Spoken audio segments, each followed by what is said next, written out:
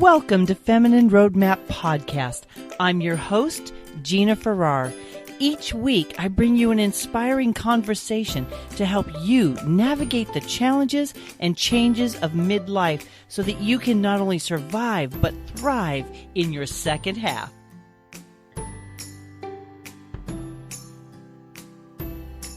Hello, Feminine Roadmappers. It is Gina here. And today I have got a message for those of you ladies who are still in the workforce and making decisions about your career. My guest, Kathy-Caprino, had an 18-year corporate career that had all the external success, but she was not internally successful.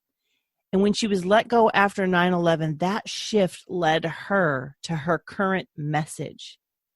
That is the bravery to look at what's not working and developing the power to change it.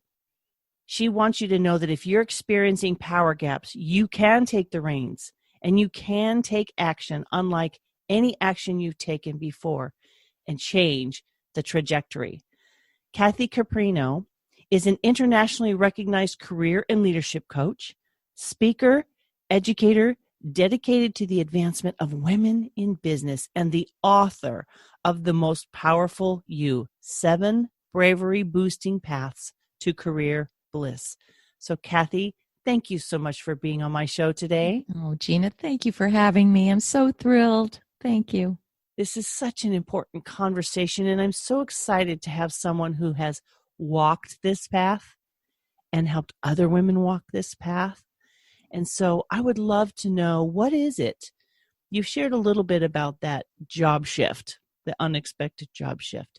But what led you to that message of bravery and power? How did you get to that passion?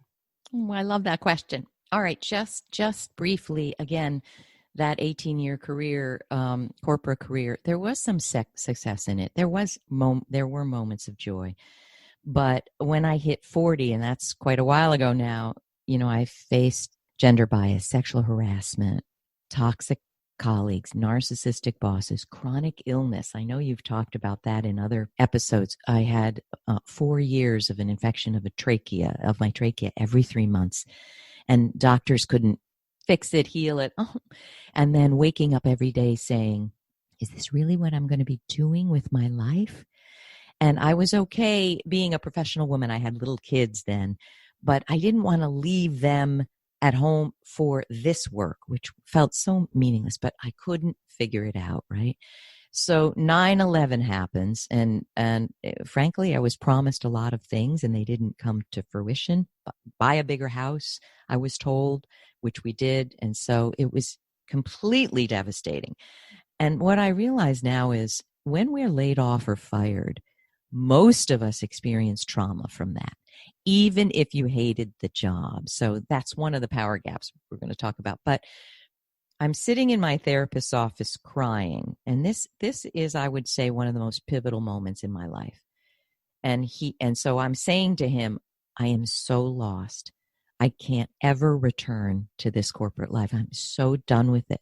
But what am I going to do with my life? And my family needed the money I made, the 401k, the insurance.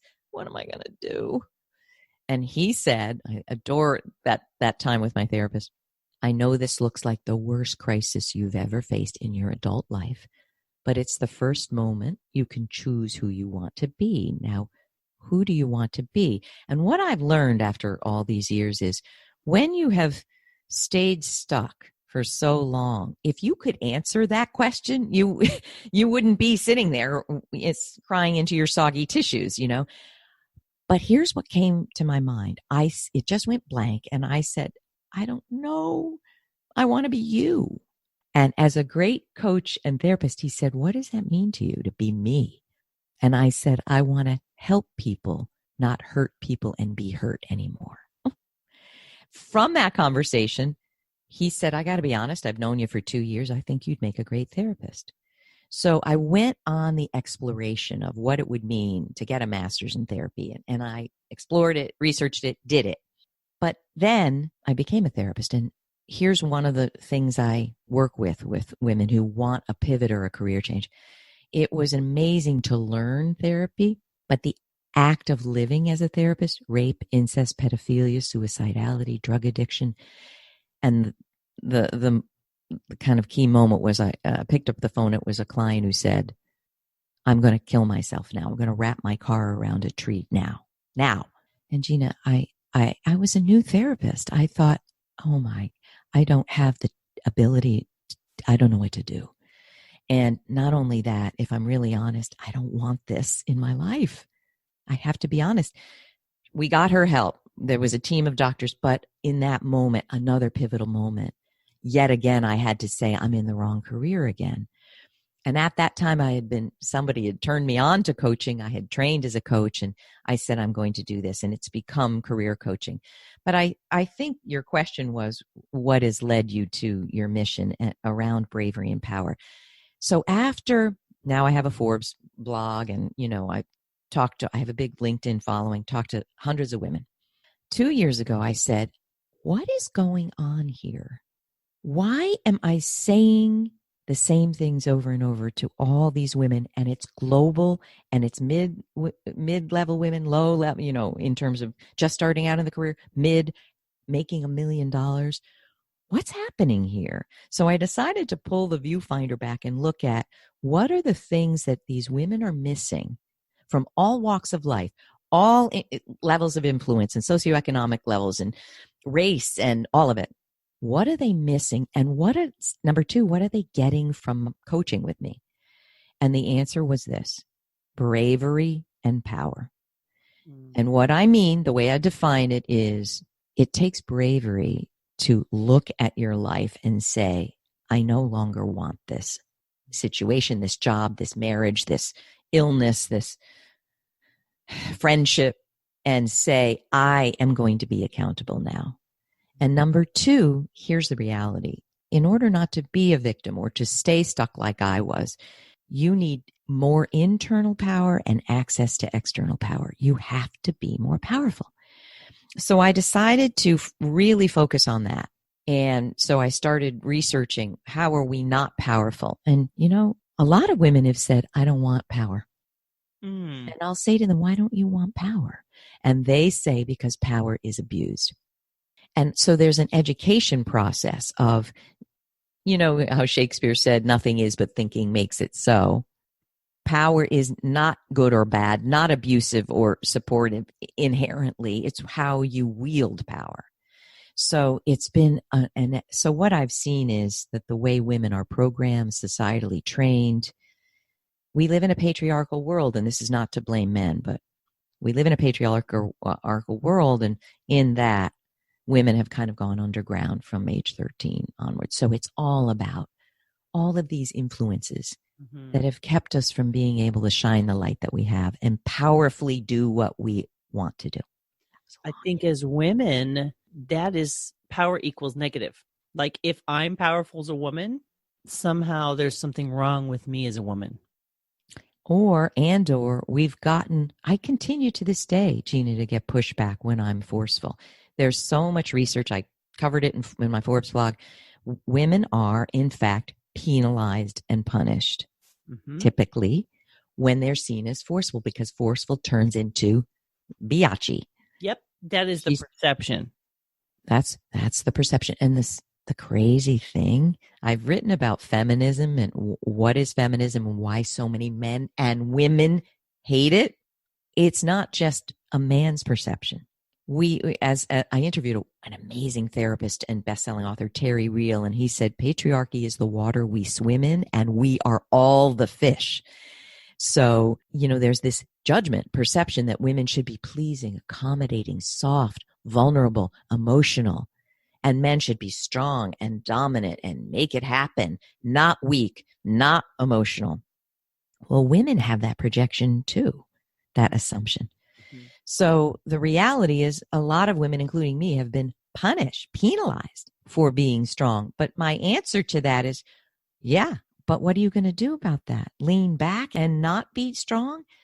We have to be powerful. And that does not mean harsh, critical, abusive, aggressive.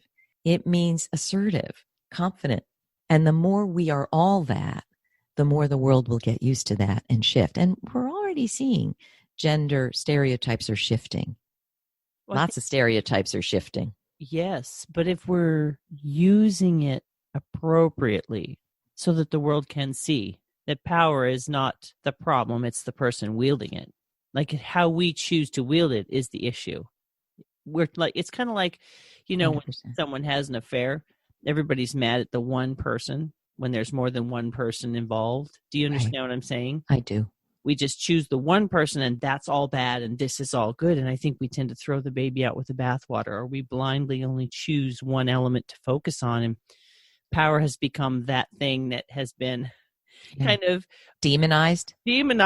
And like you said, power is just a way of being in the world. And there's good examples of it and there's not so good examples of it. But let's talk about, when you're a woman, let's say, like myself or like yourself, who tend maybe toward a stronger personality, that journey of accepting ourselves, right? Do you find that when you talk to these women, there's a conflict because we're holding back all the time to try not to upset anybody?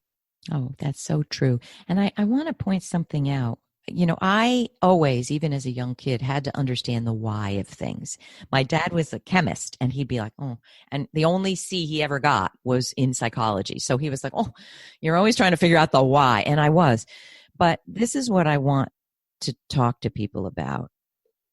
In my new book, one chapter, if you've ever written anything, often the thing you're most attached to needs to go. And I wrote a chapter, You Are What Your Childhood Taught You to Be. Oh, powerful. And that one had to go because it just wasn't leading into the 7 damaging power gaps, which I do want to list for people to see. And there is a quiz you can take. But why I think this is so important is we didn't just pop out of the womb a certain way. We've been shaped. And one of the key influences about this power issue or power gap issue is this. And I want you to know before I say this, I'm not blaming our parents. I'm saying we must understand what has shaped us so that we can have our eyes wide open. My dad would have been 100 this year. He died 7 years ago. And my mom, 95, amazing. But for instance, what I learned in my family, and I've even shared it with mom and asked, is it okay that I say this in the book? Tony Robbins said in the documentary, I Am Not Your Guru, he asked the question, right? Who did you crave love from most? And who did you have to be to get it? So immediately I said I had to be brilliant for my father and obedient for my mother in order to be loved. Here's what I want to teach. If you're a parent, and this comes from being a marriage and family therapy and looking at my own enmeshment, I am not judging here. If you raise your children with emotional manipulation, and I happen to be a little bit of an expert in narcissism, the narcissistic personality disorder, not the pop culture definition, but true narcissistic personality disorder. They say that about 10% of the population has that or borderline personality disorder. Those numbers are not accurate, if you ask me, because narcissists tend not to get diagnosed and tend not to go. But let's say it's 10% of the population. That's some millions of people who have been raised by narcissists.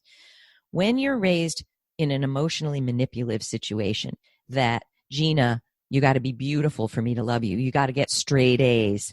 You've got to be the best on the soccer team. So, I love my dad and he's a source of inspiration every day, but because he's brilliant, would look at my grades and say, all A's and an A minus. What happened with the A minus there?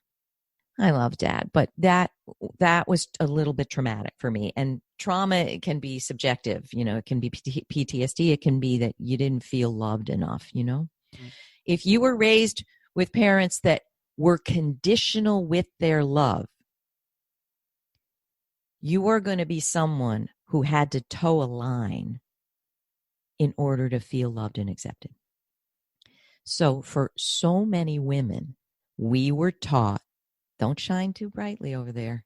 Don't be a braggart. Don't show that person up. My sweet mom, 95, different generation. I was number 1 on the tennis team in high school. Boys would call, can I play with you? Because they wanted to beat the number 1 girl. And I'd wipe the court with them. But my mom would say, don't beat the boys. Don't beat the boys. And I would be like, Mom, why not? And she said, because they won't like you. Listen to these messages that we got. And again, I'm not blaming mom and dad. Everyone is doing the best they can from the programming they had. Nobody's getting out of bed saying, I'm going to blow it. But I want people to understand that these messages get through. So we don't just wake up and go, I'm going to be more powerful. To your point, I was called a buzzsaw once and by a vice president. And I was like, what do you mean? And he goes, it's a good thing. You get things done where no one else gets it done. He didn't mean it as a good thing, I don't think. I mean, it was good for the business, but would he ever call a man a buzzsaw? Never. So it's really important to understand what have been my influences, what has shaped me, and how is it holding me back? And so, even yesterday, I sent out, I would say, an assertive email. And I heard back from another person. That person was pissed and said, who does she think she is? People don't see forceful women as, they push back. They don't like it. What do you think, Gina? Well, I think because I'm a forceful person, but because of the messages and the messaging, mindset is one of my number one conversations. The story that you talk too much, you're too much, when are you going to slow down, when are you going to calm down, blah, blah, blah, blah. And me having to stand my ground and say, that may never happen because I like this speed. The battle between being true to me and fitting into situations, because I'm a stronger personality, I do both. But at the end of the day, I will actually think through it and be like, sometimes it's okay to hold back a little. But I think what I hear you saying is, if we're aware, the number one step is awareness. Once I become aware that this thing that I believe, this story that I'm telling, the words that are coming out of my mouth to me about me are the clue. And that's where I think the work begins, to find the power. We have to remove the disempowering messages. And we can talk about, Kathy, what that looks like. Because again, it's not a magic wand moment. I kind of wish it was, but it's not. It's a process, right? If here I am at 53, and in the last couple of years, I've had some crazy aha moments because of the work I've been doing since I was in my mid-20s. It's taken that long, for whatever reason, for certain things to reveal themselves. So this journey of power, let's talk about, you and I know the work that it takes. I want women not to be afraid of the work. I would like them to be curious about the work. I would like them to view it almost like like you said, pull that viewfinder back and just kind of observe it and go, okay, what's working for me? What's not really working for me? And being honest with ourselves. This is before anybody else is impacted by this, but we need to be honest with ourselves about the way we feel disempowered. And the way we feel about power, it's a bias. What does it look like for a woman to access that inner power when the belief system is so opposed to, that's not, power, it's not feminine, it's not this, so-and-so is going to be mad at me. I mean, let's be honest. How many of us women don't like people to be upset with us? We are so people-pleasing. Well, one thing I want to say, and I'd love to frame it, Gina, if I could, by just mentioning these 7 power gaps, because this is where we are most gapped in this, if I could do that. That would be great, because I think the framework will help ground the conversations in our understanding. It's a big topic, so where do we begin? But I do want to say this. I read somewhere years ago, you can say anything when you say it with love in your heart. I've expanded this to be, you can say anything with love and compassion in your heart. So I do want people to understand, I'm not talking about coming in like a buzzsaw and leaving body parts. That's not my nature. I'm a gentle person. I'm a loving person. I would say I'm a spiritual person. And I have to say, I even worked with and did a retreat in Ireland with a spiritual guru, Lorna Byrne, who sees angels and speaks to angels. I know some people will say, oh, she's lost it, Kath. But I once said that I had an angry altercation with someone, and I was telling Lorna, and I said, I feel so terrible about it. And what kind of spiritual person? And she gave me a loving, angelic douche across the face. No, don't confuse spirituality and love with being mistreated. You stood up for yourself. That is not an antithesis to spirituality and love. So this is kind of what I'm getting at. But let me just share the 7 power gaps and then talk about the brave antidote to that, if we could.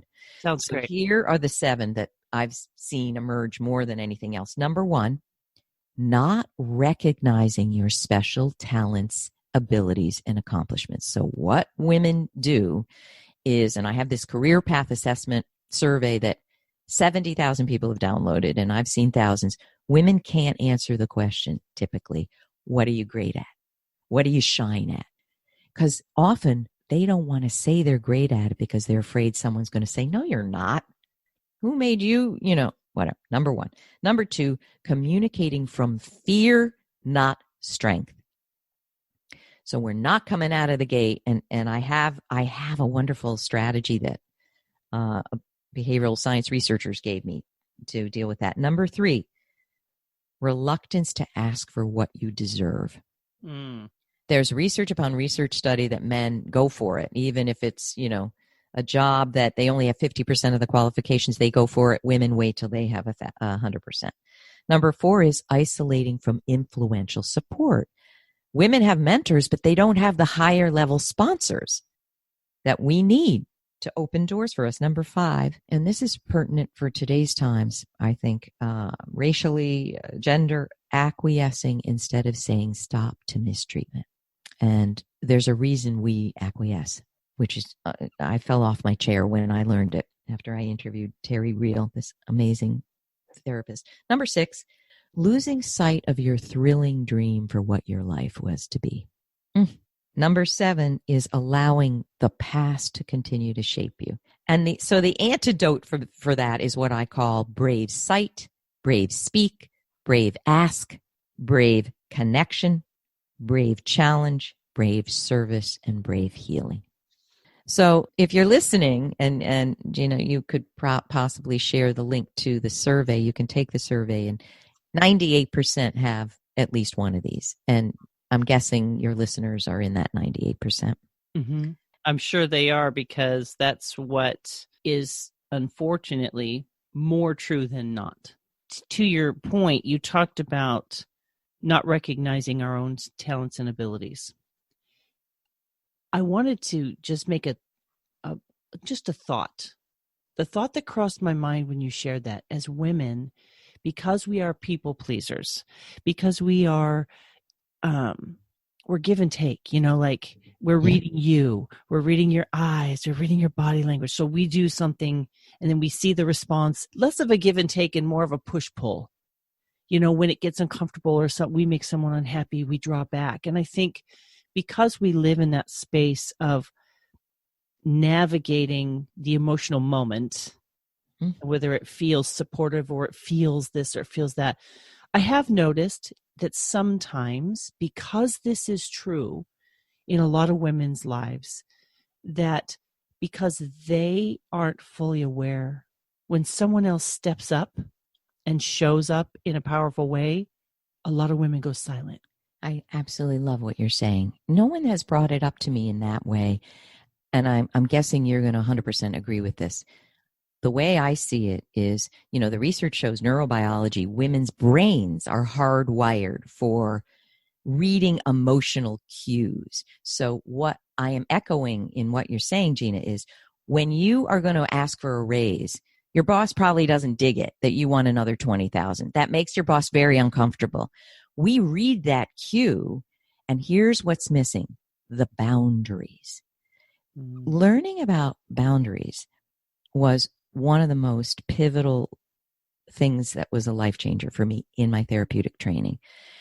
Have you talked probably a lot about boundaries in your podcast? Do you want me to just share a concept of it? Is that helpful? Please do, because it's such an important conversation and so uncomfortable for so many women. And so hard for people to assess their own. But here's a way to assess it. The way I look at it, the way I learned in therapy is this.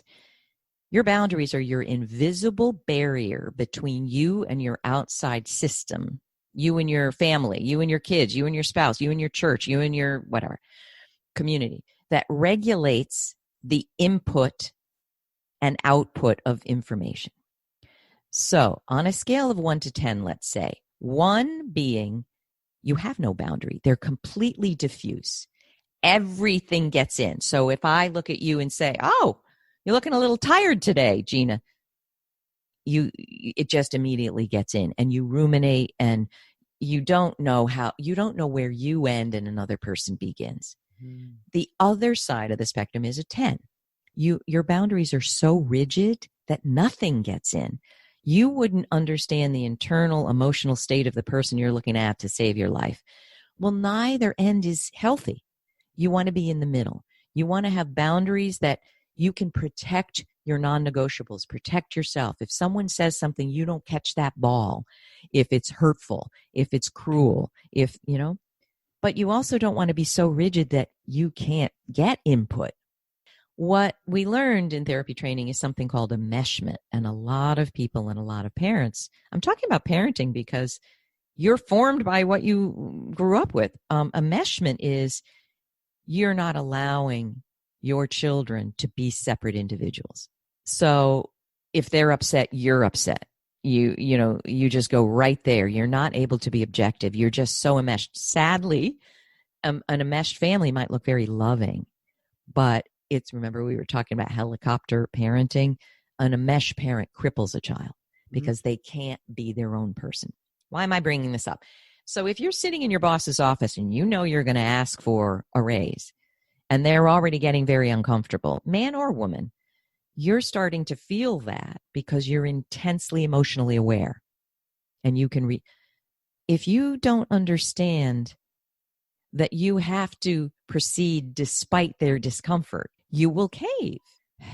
So the work of building a great life is boundary building work. One of the things that crossed my mind when you were talking about boundaries being those invisible barriers between you and someone else, when we perceive through our own lens, because we all have some kind of set lens, like you said, from our childhood, from who we've been told we are, who we believe we are, the things we've been told about ourselves, and the things we continue to tell us about us. There's a powerful question I like to use, and that's when you step back and say, is it true? We don't really always know the truth. Just because we perceive that the boss is uncomfortable doesn't necessarily mean that he's uncomfortable. Or that he or she doesn't want to give you a raise. Exactly. We jump to the very end of the line and we don't leave space for discomfort. You're right. I'm sure you've talked in your podcast about the book, The 4 Agreements. Do you know that book and love it? One thing that I think is so pertinent, several things, be impeccable with your word. What that means is don't sin against yourself or others with your words. Love it. But number 2, don't take anything personally. Number 3, don't make assumptions. And number 4, always do your best. So I think you're talking about a lot of these, but if someone bristles when you say something, don't make assumptions. Be aware, oh, wow, that makes them really uncomfortable when I talk about this. And, as you pointed out earlier, we don't have to change ourselves, from head to toe in half a second. It's research. It's being curious. And, I love Brene Brown's work, and she says, you have to look at the stories you're telling about yourself that you have bought into. That's an agreement. We may not have had the choice when we were younger, but as we grow older and become aware, that question, is that true? Am I going to continue to agree with this thing that feels disempowering? And you feel the incongruence, don't you, Kathy? That incongruence causes so much stress and suffering upon ourselves because something in us says, do this, and something else is like, oh my gosh, but then I won't. So-and-so will be unhappy, or my family doesn't do it that way, or I don't know. The stories come like a flood. I feel like when we take a step and the stories come like a flood, that's a good indicator. Oh, yeah. And I call it, one of my clients called it, when you're dealing with this, when you're in the swirl. So one example, I've come a long way. I grew up, I had to be obedient, don't challenge. My Greek mom and my Italian dad. He was okay with debate. Mom wasn't, and she knows that. So when I, at 40, went to marriage and family therapy training, to get my master's, it was like the second class.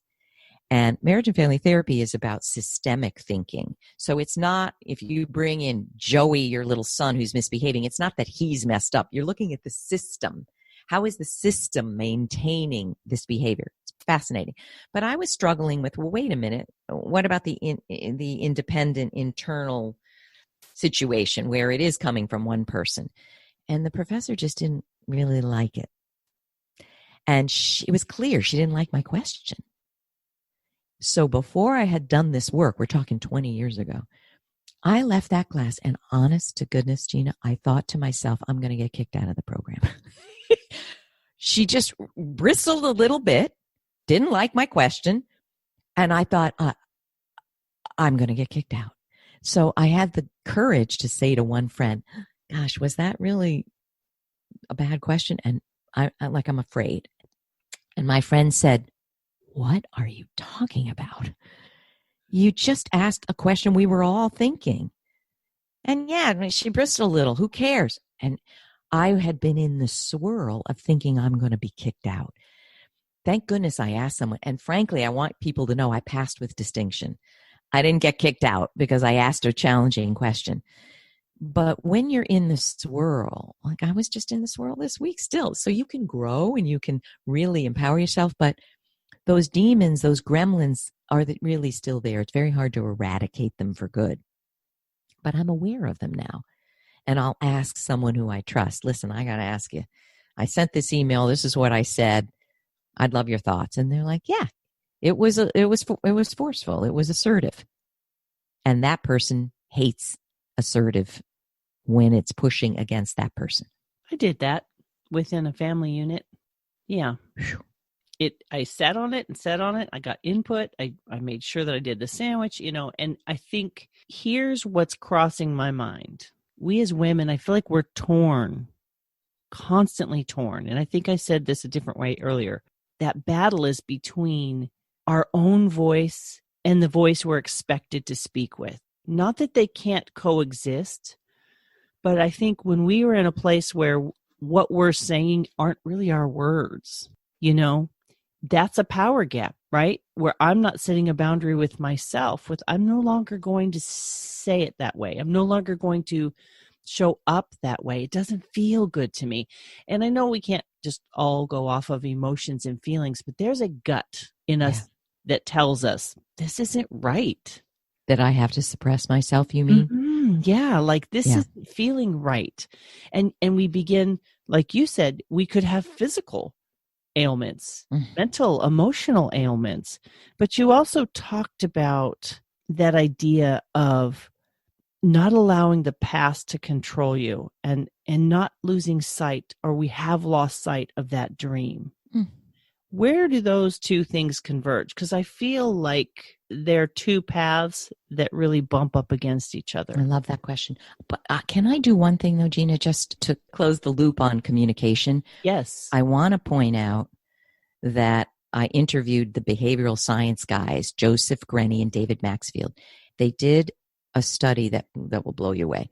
They filmed a female actor and a male actor separately enacting saying something forceful. And what the actor was saying is they're sitting in a boardroom in a meeting, and they say, I don't agree with the direction that you're taking. So they show exact same words, and they show the male actor video to a group of people and the female actor's video. What happens? The woman who is perceived as forceful, she drops in terms of what people think she's worth in the marketplace, and also her perceived competency, far greater than what they view the man who says this same thing. So this is not angry women making it up. This is research. This is data. But why I bring it up is they tested the actors saying a statement that leads into the forceful thing. And what they found is when you can create an intro statement that shares your value before you say the forceful thing, the backlash is mitigated. So what they found, for instance, if the person, man or woman. I guess we don't like forceful men either, because his competency declined in terms of how people viewed him, but not nearly as much as the woman. If you say something like this, I really value honesty and transparency, and that's why I have to share. I don't agree with the direction the group is taking here. Just sharing the value statement allows people to hear it in a different way. And I realize that I think I have been doing that all along, and that's why I probably had a little more success in being assertive. I will say something like I've been able to mediate disparate groups. I'll say, Sally, I here's what I'm hearing. And the value that you're putting forth is we have to be honest to our clients. And Fred, what I'm hearing here is, yes, honesty is great, but we also have to sell the product.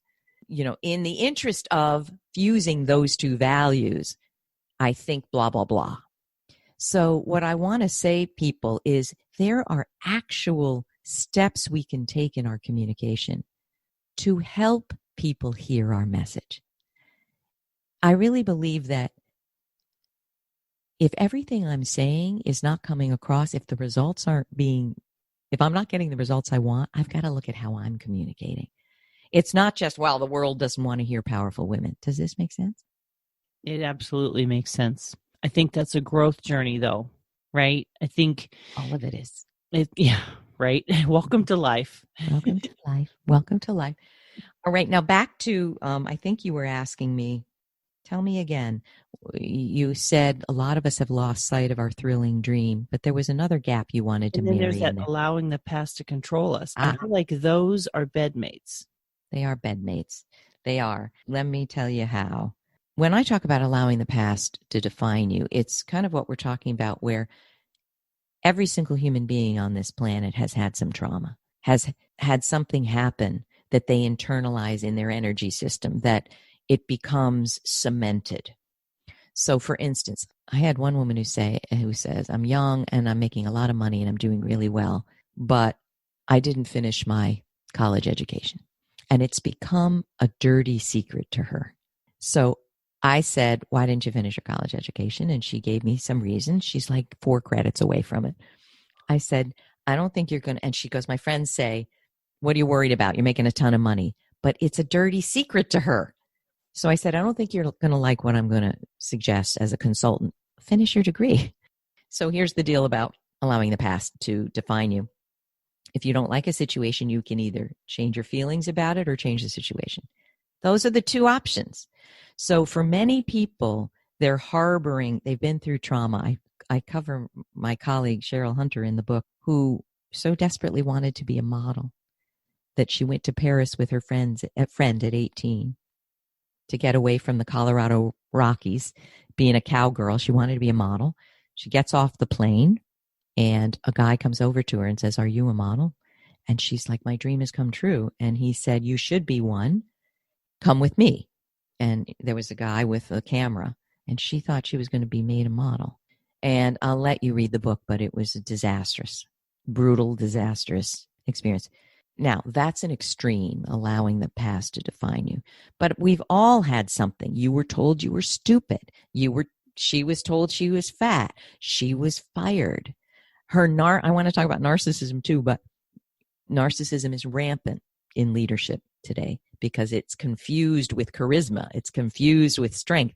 You had a narcissistic boss who betrayed you, who stole your idea. What happens is, if the boundaries aren't strong, we internalize, I am a loser. I am unattractive or fat. I deserved that. So that's allowing the past to continue to shape you. Cheryl talks about having been raped brutally. You can feel so broken and dirty and shamed and ashamed. And that's so much work. Now, that is an extreme example, but I think all of us have to overcome. I mean, how often do you think of something that someone said to you 40 years ago? You still remember that your teacher embarrassed you. My son will say, he doesn't do that. He's 22. He's like, Mom, why do you bring that up? That was 40 years ago. Well, it's in there. Okay. Now, losing sight of your thrilling dream. Here's what I see. Very early on, and this happens to men too, but I think it does happen to women a little more. We had an idea after high school, after college, who we wanted to be. I wanted to be a big editor at an incredible publisher where I helped birth ideas. What happened? Part of my programming is you got to make money. So I took the first crappy job that I was given. And I bailed on my big dreams in the first month after college. 2 weeks after that not good job that I didn't want in marketing and science publishing. I didn't want either of those. I had sent out, in those days, you typed your resume and sent it out. Mimeograph, whatever, 100 years ago. And I heard from Bantam Books. I applied for an assistant job, an assistant editor. No, assistant in the editorial department. They said, we'd love to have you come in. What does good girl Kathy say? I can't possibly pursue this. My current job would be so angry if I quit. I bailed. There it is. Yeah. So we bail. We bail for a lot of reasons. We're 40. We have 2 kids. We have a house. What am I going to start over? We bail. A lot of people tell me they study in college what their parents told them to study: accounting, finance, marketing, and they hated it. They hated it. And then they're 40 and they wake up and they say, what the heck am I going to do now? And I know your world is all about midlife. We all know it. When you hit midlife, you potentially have fewer years ahead than you have behind, and it becomes urgent. I don't want to be a CFO. I hate this work. And the bravery and the courage is in accepting the fact that it can be different. Like, that's the first brave step, isn't it? And I want to say this with all the love in my heart. We make a lot of excuses. I did. We don't see that it's a choice. We see, and I really have no judgment because this was me, we see that we're locked in a corner. What am I going to do? I have this big house, just moved to this affluent area. My kids are in this school. I can't take them out. I can't. I'm too old. What would I do? What if I fail? Mm-hmm. You know, that's why my first book was Breakdown, Breakthrough. Often it's the breakdown moment where you're like, well, this is the worst thing. How much worse can it be? I'm going to go for it. We often wait till the crisis, till the physical breakdown, to the emotional breakdown, to the financial breakdown. Well, what the heck? I've just been stripped of everything. I'm going to go for it. Don't wait till the breakdown moment. Don't wait till the crisis, because then you're going to do what I call the pendulum effect.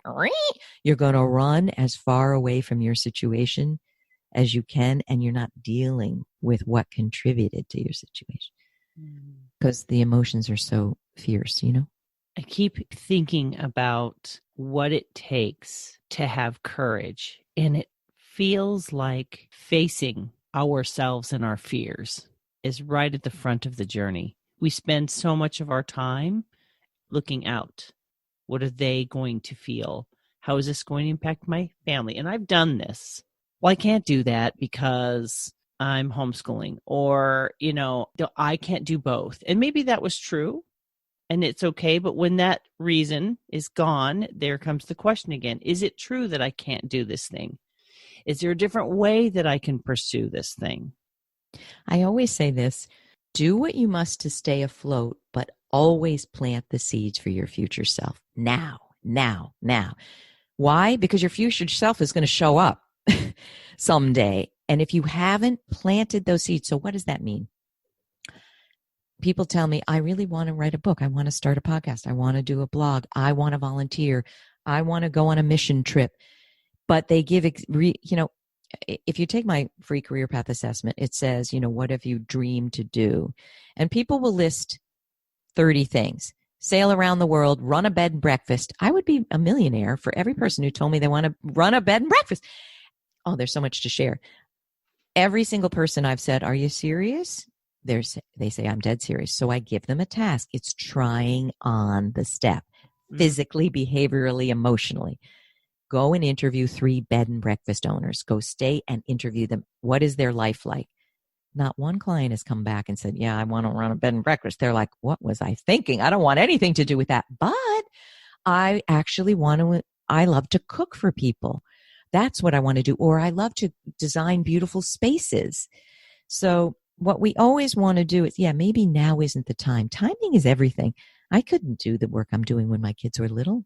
I couldn't possibly. But you can plant the seeds now. I always say, teachers teach, writers write, singers sing. Do the thing now. And you don't have to throw the baby out with the bathwater.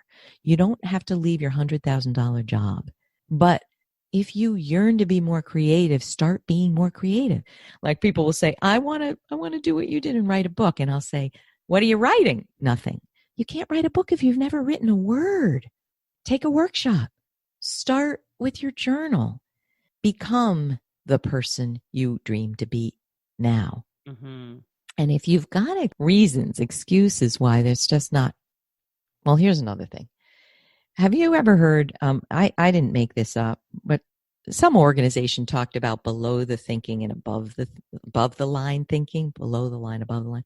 Below the line is, I so want to change, but it's the political environment, the this, the that, it's COVID, it's my husband, it's the money we make. It's all the reasons why you can't do what you want. Above the line thinking is, I want to do this, and boy, do I see the challenges to this. I get it, but I can do this. I am capable. I can marshal the resources.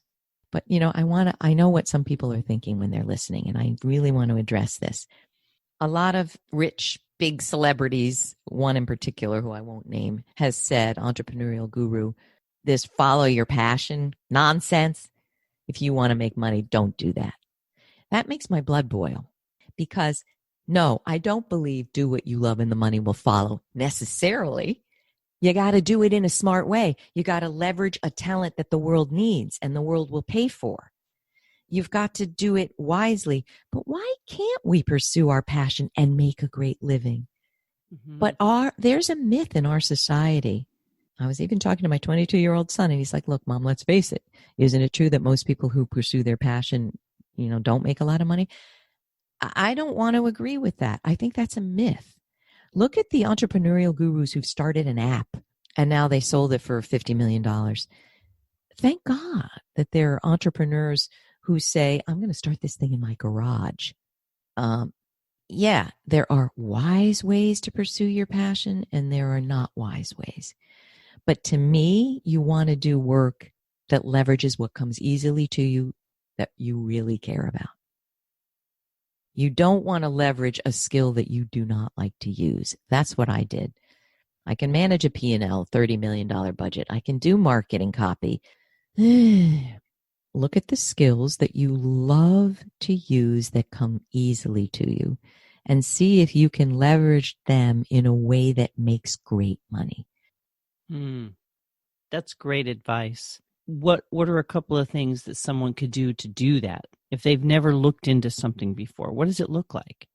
Well, one client of mine, one course member, she's in the book too, Kendra. She grew up, talk about programming, alcoholic mom, single mom, and it was pretty horrible. And at young age, she said, only 12 more years and I'm out of here. And in her mind, the way out, she saw a lot of television shows with women who were in advertising. So as a little girl, she said, I'm going to get out. I'm going to go to college. I'm going to earn a full ride. And I'm going to become an advertising person because women make money doing that. Well, she did it.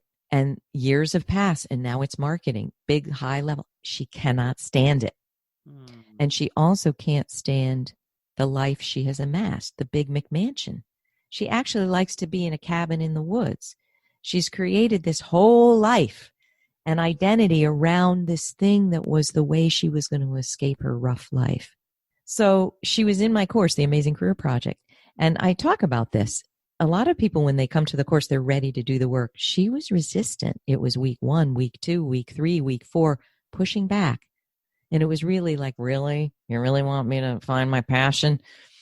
It was resistance. But finally, she had a breakthrough. I think it was about week 7, where she realized that she was measuring herself against a yardstick that she now wanted to break in half. I don't want to keep measuring myself against this yardstick that doesn't even speak to me anymore. What she realized was she had a passion for travel and wine. Travel and wine and connecting that. And I said, listen, I know you're not going to chuck your whole career, but how deep is this passion? And she had been committed to trips, traveling to places and visiting vineyards. She'd even started a blog that never really got off. I said, can you go with me here? I'm not saying you're going to chuck your whole life, but what if you got a little more involved somehow? That maybe you took 4 trips a year and you began writing about it. And wouldn't you know it, I had a fellow, Scott Barlow, on my podcast, and he mentioned that a woman he worked with was like, had a big role at winetraveler.com. And my client reached out to her, and, it's unfolded. And the thing is, whether you completely reinvent your career or not, just doing that changes your life. It changes everything. Just stopping resisting the idea that you can have more of what you want. You can be more of what you want. Just having one conversation changes your life. It's getting on the Finding Brave path. And I've also worked with I've worked with female clients that are making $1 million in management consulting, and they hate it. And they go off they realize, I want to run the company. I want to be the CEO. I don't want to make $1 million in management consulting anymore, or I want to start this startup. There are a million ways that you look at your identity. For me, being a corporate VP, it fed me self-esteem, but an empty kind.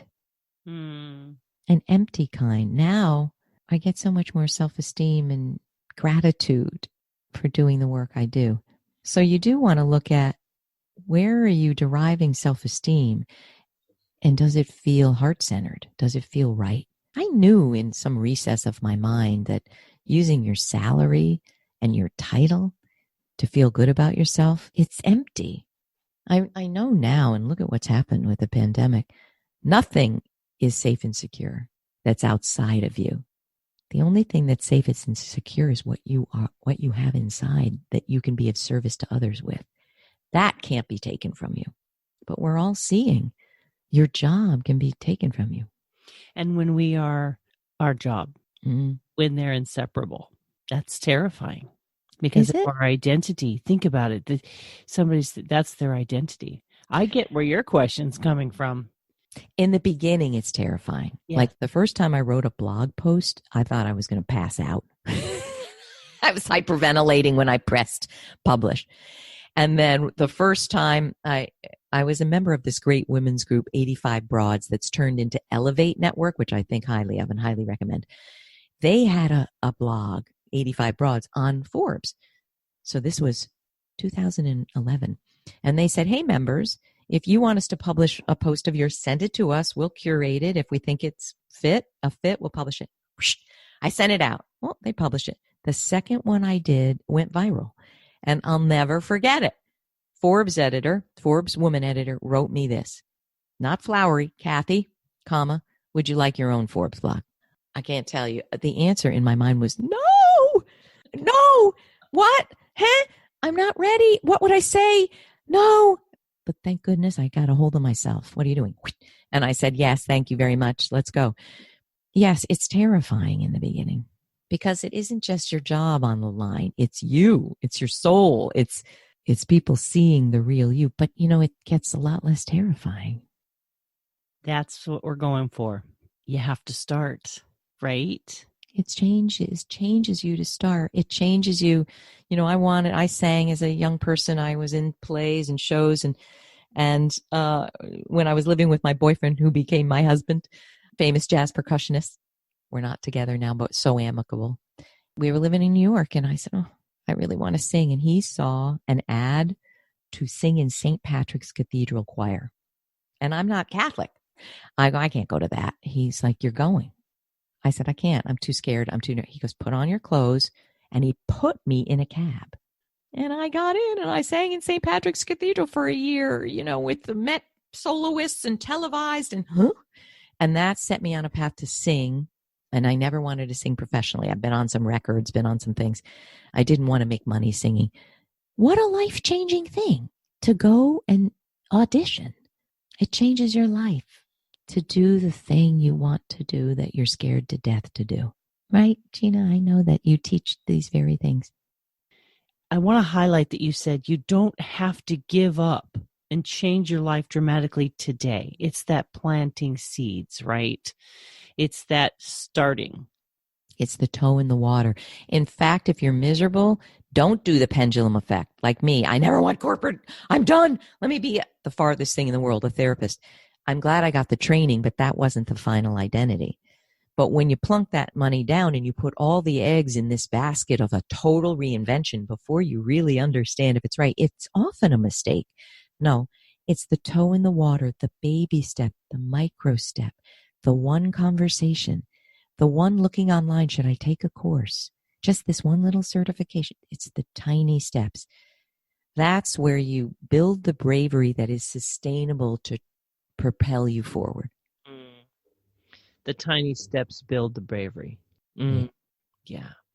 Well, Kathy, I just really appreciate you. And I would love to have you, if you were face to face with the listeners, give them 3 things to help, if these thoughts are swirling, if they've got that feeling in their tummy and it's making them a little anxious, or, or they're resistant, whichever woman or all that you want to speak to, can you give us 3 things to really kind of direct some launching points, some jumping off points for my listeners on this conversation? Okay. So the first is really more of a truth that everyone is amazing on this planet. We're all like a thumbprint, so unique, everything that's made us who we are.